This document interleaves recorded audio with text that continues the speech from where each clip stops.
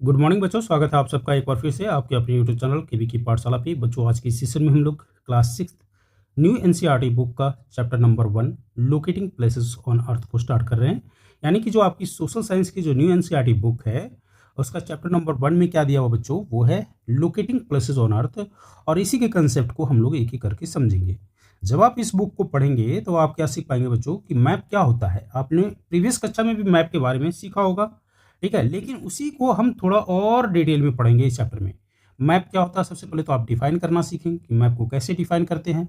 अगर आपके एग्जाम में ही पूछ दे कि मैप क्या होता है तो आप कैसे लिख पाएंगे।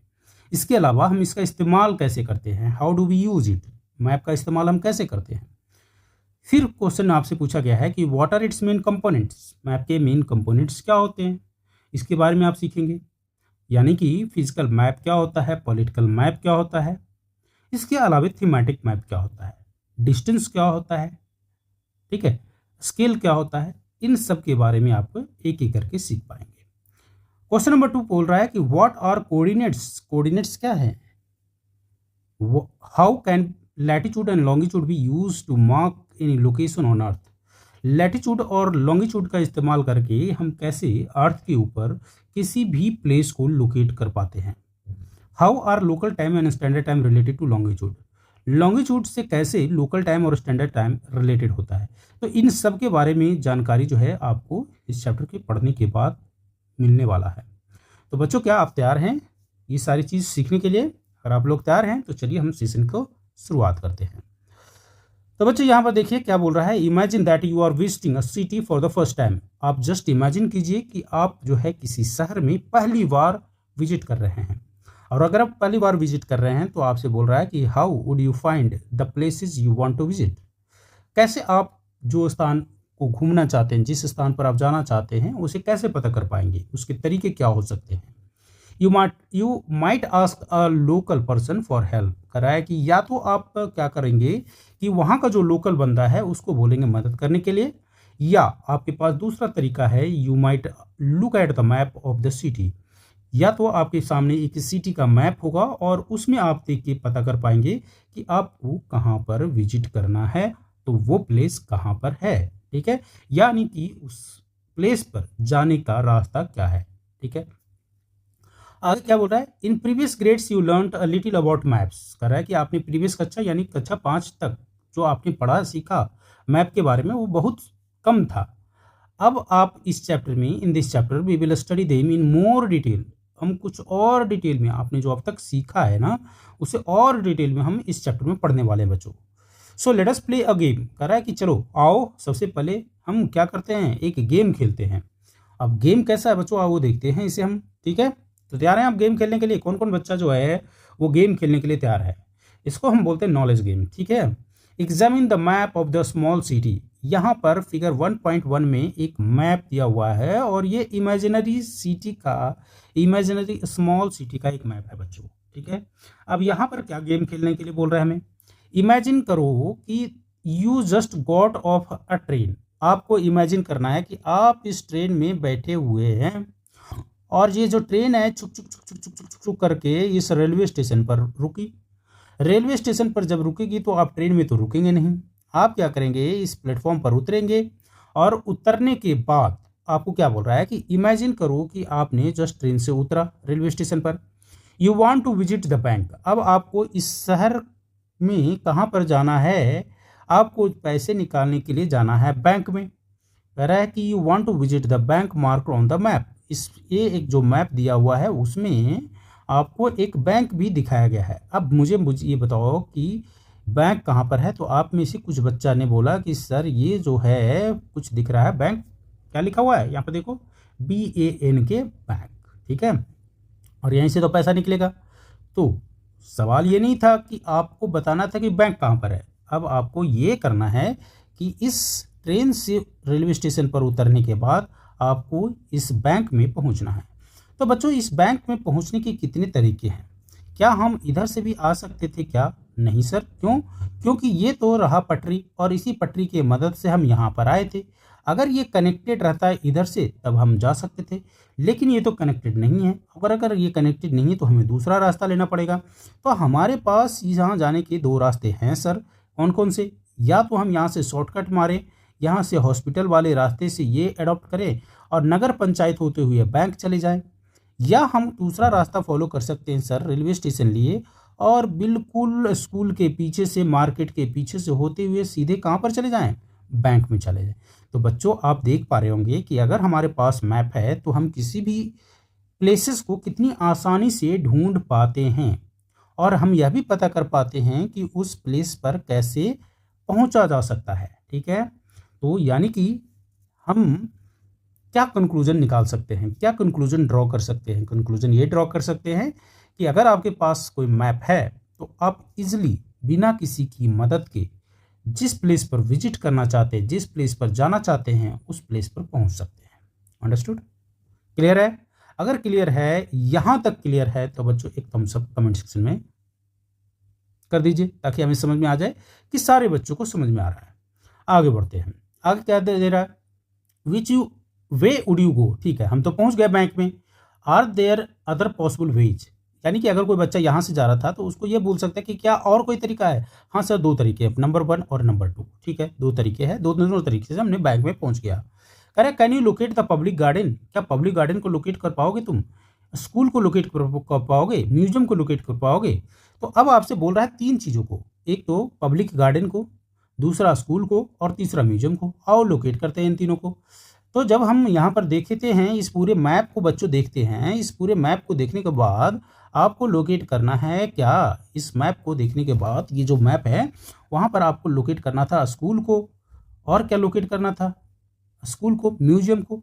म्यूजियम कहाँ पर है बच्चों? यहाँ पे देखो, ये क्या है बच्चों? म्यूजियम है, तो इसे सर्किल करो, स्कूल को सर्किल करो। और तीसरा एक क्या बचा बच्चों? Public garden. गार्डन टाइप क्या दिख रहा है? ये क्या गार्डन दिख रहा है क्या? नहीं सर, ये अपार्टमेंट है।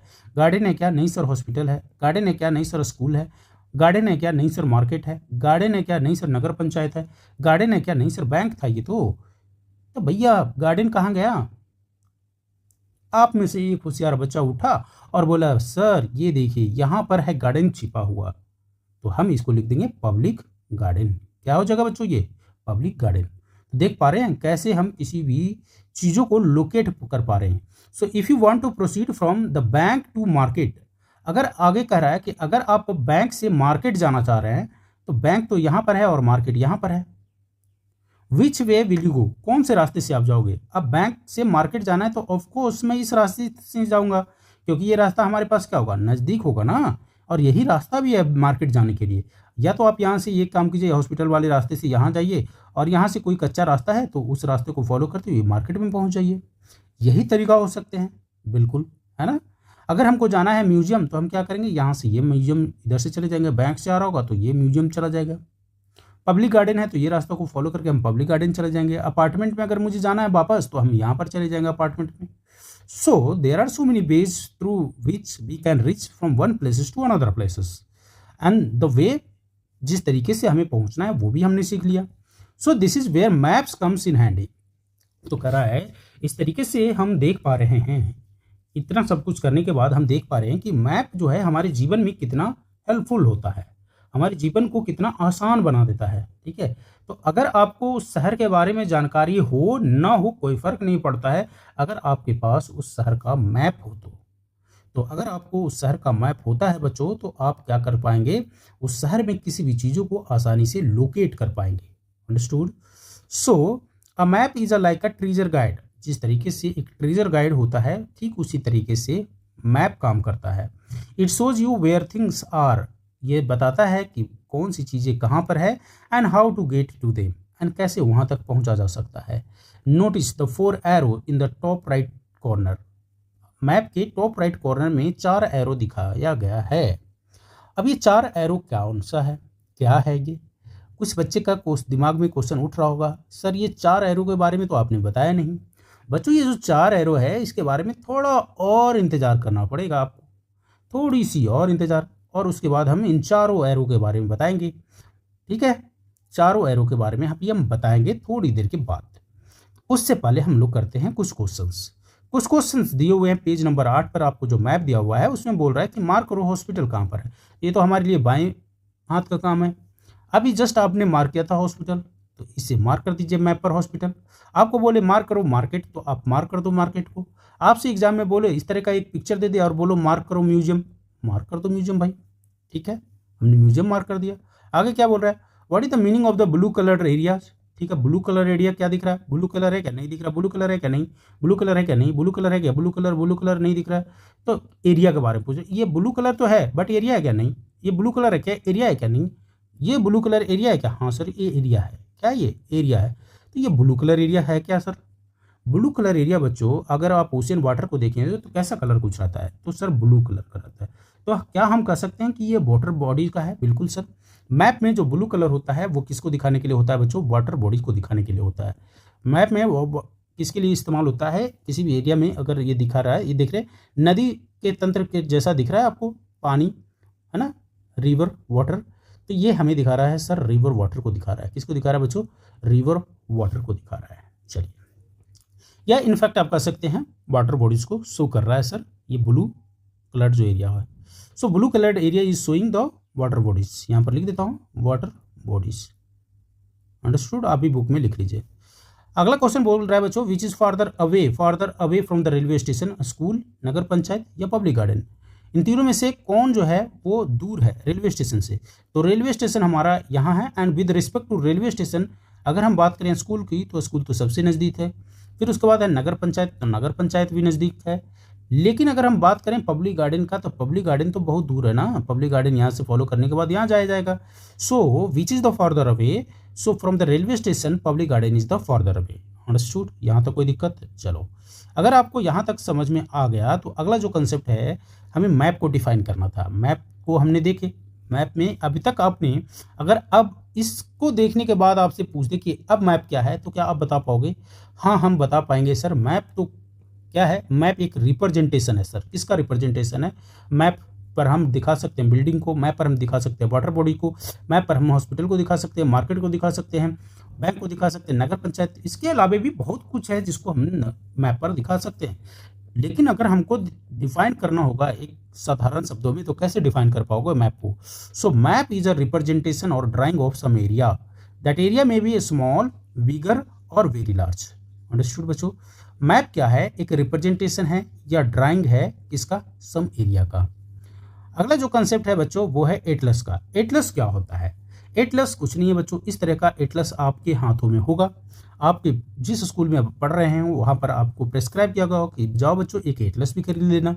एटलस जब आप देखेंगे तो उसमें बहुत सारे कलेक्शन ऑफ मैप होते हैं। क्या होते हैं बच्चों, सो एटलस इज अ बुक या कलेक्शन ऑफ मैप्स, ठीक है, जिसमें कि बहुत सारे क्या होते हैं बच्चों, मैप्स होते हैं। मैप में कौन कौन से मैप होंगे, उसमें होगा फिजिकल मैप, उसमें होगा पॉलिटिकल मैप, उसमें होगा थीमेटिक मैप। मैप में बहुत सारे मैप होते हैं इस एटलस में। So atlas is a collection of map. What is atlas, atlas is a collection of map, that's it. What is map, map is a representation or drawing of some area, that area में be smaller, medium or bigger कर सकते हैं और very large कर सकते हैं, understood. अब आइए एक एक करके हम देखते हैं बच्चों, फिजिकल मैप क्या होता है, पॉलिटिकल मैप क्या होता है और थीमेटिक मैप क्या होता है। सो काइंड्स ऑफ मैप की अगर हम बात करें, अगर आपसे पूछे कि what are the kinds of map, map के कौन कौन से प्रकार होते हैं, तो आप में से कोई बच्चा पूछेगा सर मैप के भी प्रकार होता है क्या। हाँ बच्चों, मैप के भी प्रकार होते हैं। जब आप को स्कूल में बोला जाएगा बच्चों कल मैप लेके आओगे, तो आप मैम से पूछना या सर से पूछना कि कौन से map sir, political map, physical map या थीमेटिक मैप। अगर आप नहीं पूछते हो इसका मतलब आप गलती कर रहे हो वहाँ पर। जैसे ही सर पूछें कि कल हर बच्चा के हाथों में मैप होना चाहिए, तो आप पूछोगे सर कल कौन से मैप लाना है, पॉलिटिकल मैप लाना है, थीमेटिक मैप लाना है या फिजिकल मैप लाना है, ठीक है। लेकिन एक दिक्कत है यहाँ पर, आपको भी तो मालूम होना चाहिए ना कि फिजिकल मैप क्या होता है, पॉलिटिकल मैप क्या होता है, थीमेटिक मैप क्या होता है। सिर्फ सर से पूछने के तो नहीं ना, आपको भी तो पता होना चाहिए। तो चलो सीखते हैं कि फिजिकल मैप क्या होता है, पॉलिटिकल मैप क्या होता है, थीमेटिक मैप क्या होता है। और आज के बाद आप भूल नहीं पाओगे कि फिजिकल मैप क्या होता है, थीमेटिक मैप क्या होता है, पॉलिटिकल मैप क्या होता है, देखते के साथ पहचान हो जाओगे। चलो बात करते हैं बच्चों फिजिकल मैप की। तो बच्चों फिजिकल मैप की अगर हम बात करें तो फिजिकल मैप वैसा मैप होगा जिसके ऊपर माउंटेन, ओशियन या रिवर वगैरह को दिखाया हुआ होगा। माउंटेन, ओशियन या रिवर यानी कि नेचुरल फीचर जिस मैप के ऊपर दिखा दे उस मैप को हम क्या बोलते हैं बच्चों, फिजिकल मैप बोलते हैं। वहीं पर अगर हम बात करें पॉलिटिकल मैप की, तो पॉलिटिकल मैप के ऊपर कंट्री के बारे में डिटेल दिया हुआ होगा, कंट्री के बारे में डिटेल होगा, स्टेट के बारे में डिटेल होगा, बाउंड्री की चर्चा होगी, सिटी की चर्चा होगी। अगर कंट्री के डिटेल होगा, स्टेट की डिटेल होगा, बाउंड्री की डिटेल होगा, सिटी की डिटेल होगा, तो वहां पर हम क्या करेंगे, पॉलिटिकल मैप का प्रयोग करते हैं। यानी कि जिन चीज़ों को जनरली हम टच नहीं कर सकते हैं, वो पॉलिटिकल मैप के अंतर्गत आता है। क्या किसी कंट्री को हम टच कर पाएंगे? नहीं। फिजिकल चीज़ों में माउंटेन, ओशियन और रिवर को हम टच कर पाते हैं, लेकिन पॉलिटिकल में हम किसी चीज़ों को टच नहीं कर पाते हैं, देख पाएंगे, अनुभव कर पाएंगे। ठीक है, तो नाम को क्या आप टच कर पाओगे? क्या नहीं टच कर पाओगे। स्टेट्स होगा, बाउंड्री होगा, सिटी होगा। जैसे अगर हम बात करें, एक मैप है और उसमें मैं